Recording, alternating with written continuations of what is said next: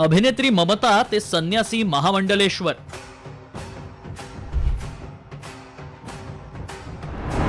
महाकुंभात ममता बनली संन्यासी.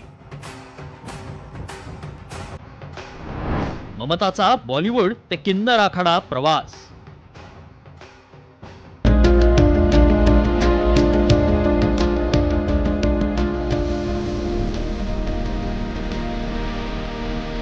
मला ममता कुलकर्णी आठवते का?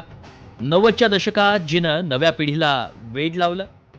तरुणांनाच नाही तर काही राजकारण्यांनाही तिनं घायाळ केलं होतं. मात्र ती अचानक बॉलिवूडमधून बेपत्ता झाली. तिचं नाव अंडरवर्ल्डशी जोडलं गेलं. हो, तीच कुलकर्ण्यांची ममता. अभिनेत्री ममता कुलकर्णी सध्या प्रयागराज महाकुंभाला पोहोचली आहे. याविषयी तिनं तिच्या सोशल मीडियाच्या माध्यमातून फोटो व्हिडिओ शेअर केले.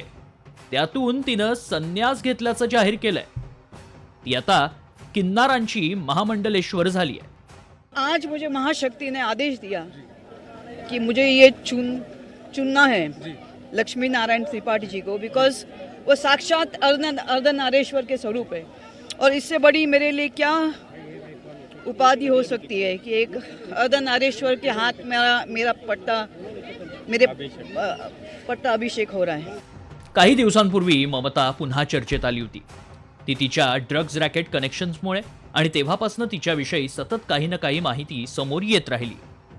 ममता मुंबईतच राहते, मात्र तिनं बॉलिवूडला राम केला होता आणि एकांत निवडला होता. वो अगर पिछले कई सालों से सन्यासिनी की तरह रह रही थी तो इस बात को उन्होंने कभी पब्लिसाइज नहीं किया, लेकिन अभी महाकुंभ में आकर इसको एक तरह से पब्लिसाइज करना ये बताता है कि कहीं ना कहीं कोई ऐसी मंशा है जो अभी भी छिपी हुई है. ममता कुलकर्णी आजपासून नव्या नावानं ओळखली जाईल. श्री यामाई ममता नंदगिरी या नावानं तिची नवी ओळख असेल. जुना आखाड्याचे आचार्य नारायण त्रिपाठी यांनी ममता कुलकर्णीला भिक्षा दिली आहे. संन्यास धारण केल्यानंतर ममता कुलकर्णीनं भगवं वस्त्रही धारण केलंय. महाकुंभात काही दिवसापूर्वी भगवी वस्त्र धारण केल्यानं मॉडेल साध्वी हर्षा चर्चेत आली आणि अनेकांच्या रोषालाही सामोरं जावं लागलं. ममताचं हे संन्यास रूप त्यामुळे वादात तर अडकणार नाही ना, कारण ममता कुलकर्णी म्हणजे वाद हा तिचा बॉलिवूडमधला इतिहास आहे. ब्युरो रिपोर्ट, साम टीव्ही.